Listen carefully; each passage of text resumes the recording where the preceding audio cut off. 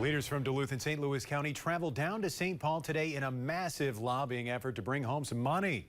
Duluth and St. Louis County Days at the Capitol is a tradition where city leaders, local businesses, and special interest groups advocate to the legislature.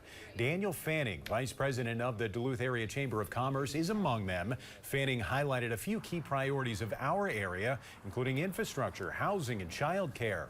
He and others are pushing for a bonding bill this year. The state failed to pass one last year, but Fanning and others like this year's prospects. There's a chance to do a bonding bill. It's very likely going to be focused on infrastructure because there's plenty of infrastructure needs throughout the state that seems to have bipartisan support and can be focused on those projects that will leverage additional federal funding. Local leaders hope upgrades to Duluth International Airport and the 148th Fighter Wing can be made into this year's bill. And